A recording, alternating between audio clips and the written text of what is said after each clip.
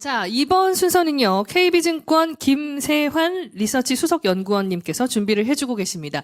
이번 주제는 제2의 엔비디아를 찾아라인데요. 자, 이번 연사 김세환 위원님을 뜨거운 박수로 맞아주시기 바랍니다. 네, 반갑습니다. KB증권 리서치에서 지금 현재 미국 주식 종목 분석을 맡고 있고 또 모델 포트폴리오를 운용하고 있는 김세환입니다. 오늘 제가 이제 해드릴 내용이 미국 주식에 대한 내용인데요. 애널리스트 관점에서 보는 미국 주식은 그 기업의 이익 수준과 주가와의 관계, 이거를 보죠. 내가 기업을 볼 때 어떤 걸 좀 봐야 되고, 애널리스트들이 볼 때 이런 관점에서 좀 보는구나. 그리고 사실 이게 평균을 만들어내고 여기서 이제 뭔가 새로운 게 나오는 그런 게 있구나라는 걸 저희 관점에서 한번 풀어가 보도록 하겠습니다.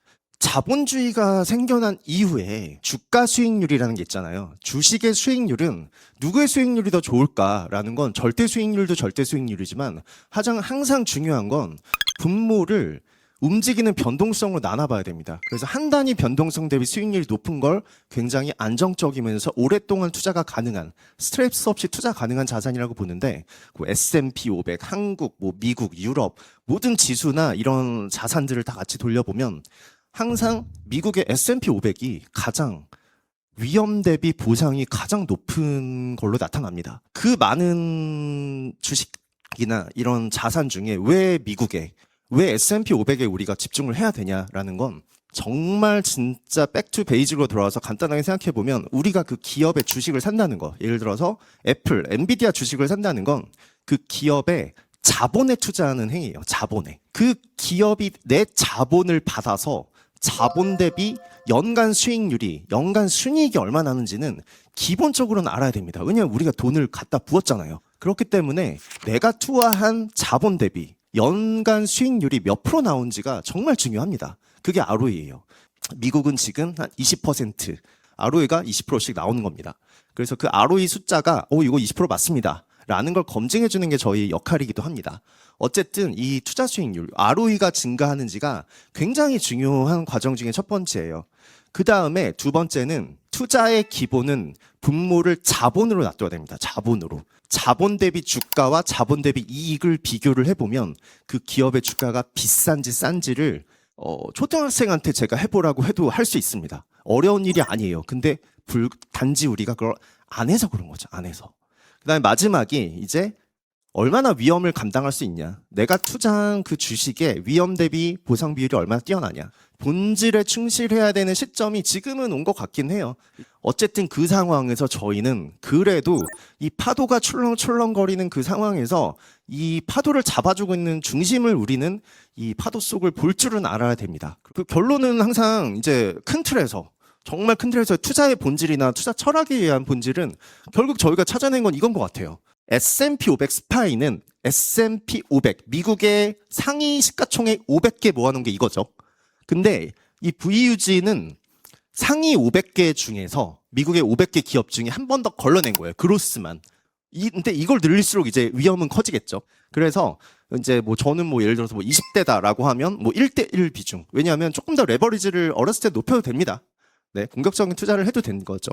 그렇기 때문에 이 VUG를 1대1 하는데 이게 이제 나이가 조금 이제 갈수록 이제 이런 식으로 말씀드리죠. 75%, 25% 이런 식으로 가시죠. 이게 정말 주식 자산 배분의 모든 투자 철학을 다 넣어봐도 일맥상통하는 부분이 있긴 합니다. 물론 이제 채권, 이제 주식 비중 이렇게 해서 자산 배분으로 갈 수는 있겠지만 자산에 대한 비중, 특히 그 종목에 대한 비중을 이제 썸을 했을 때 이제 얼마나 레버리지 효과가 발생하느냐라는 걸 해보면 사실 이제 이런 쪽. 그래서 중요한 건 이거죠. 50%포인트를 적어도 더 먹어가시려면 10년 동안 들어온 거는 무조건 재투자를 하셔야 됩니다. 배당은. 그래서 마지막으로 이제 요거를 좀 보면 요거하고 제가 페이지 하나 정도만 더 하면 끝날 것 같아요. 보면 내년에 그런 먹거리가 뭘까?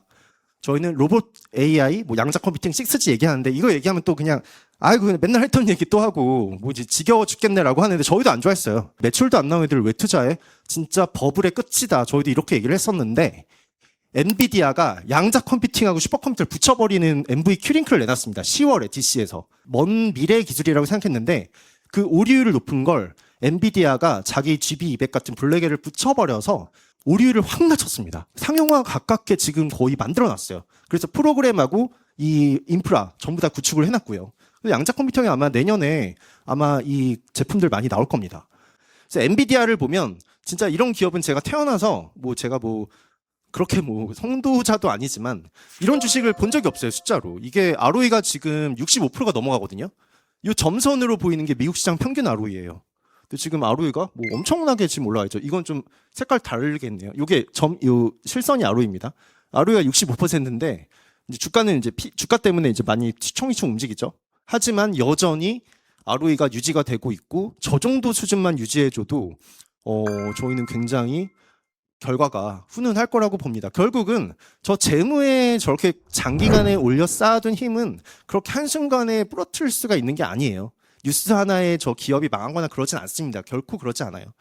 기승전 엔비디아, 사실 오늘 저희 주제가 제2의 엔비디아를 찾아라인데 그것도 하나의 시그널이죠. 제2의 엔비디아 찾아라 해서 갔더니 엔비디아 없더라. 엔비디아 딴 거 없더라 했는데 그냥 엔비디아에 대한 확신을 주는 것도 좀 하나의 시그널이라고 봅니다. 저희가 할 수 있는 일이라고 봐요.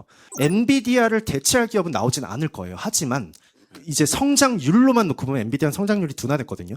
대부분 지금 캐펙스 투자를 할 때 GPU 투자를 하지만 나머지 그러면 한 45%, 50%는 어디냐?